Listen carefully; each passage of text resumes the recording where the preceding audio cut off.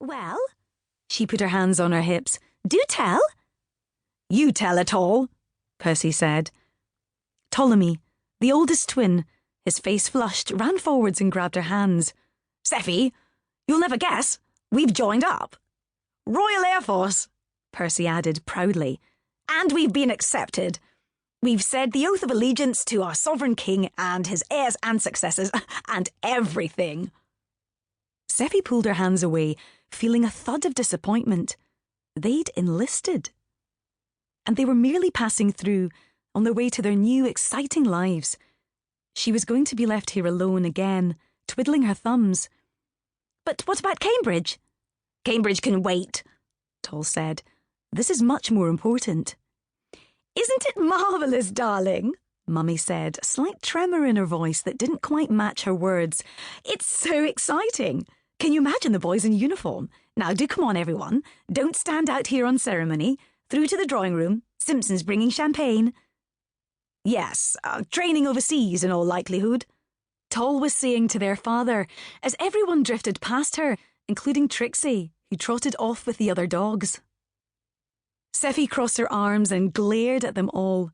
Not that any of them noticed. Well, honestly, she might as well be invisible. She was flabbergasted. The boys had joined up. They wouldn't be coming home for the summer, after all. They were leaving her here alone, with the parents. She couldn't be pleased. It was a disaster. It was bad enough that Teddy and all her chums were disappearing off at a rate of knots to do exciting war work. She'd had a letter only this morning from Marguerite, boasting about her role as batswoman to an RAF officer. And now the boys too. It simply wasn't fair. And my big news is that I'm chief bridesmaid at Emerald's wedding in a fortnight, she muttered to an empty hallway.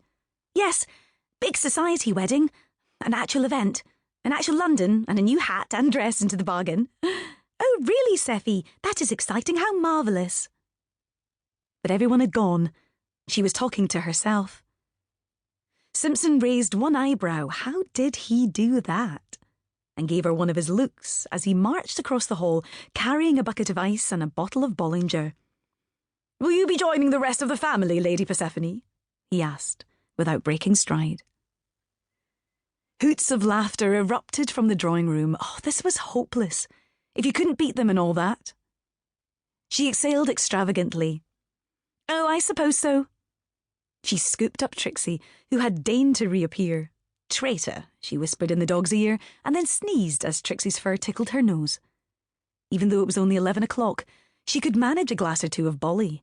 Besides, her silent refusal to join the others had completely missed the mark.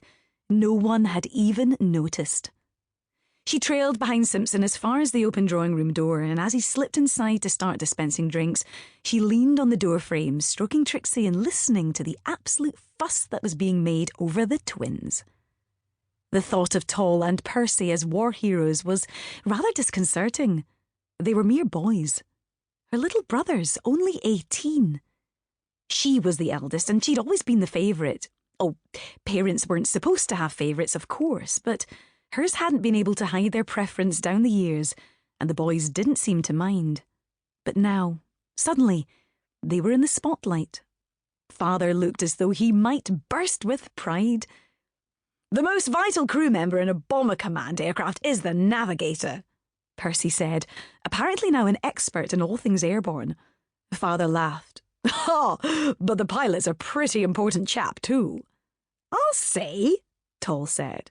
It'll be good to get the first few ops under our belts. Apparently it's during the first 5 and the last 5 ops that you're most likely to get the chop. Mummy's hand flew up to her mouth, and she and Father exchanged anxious glances.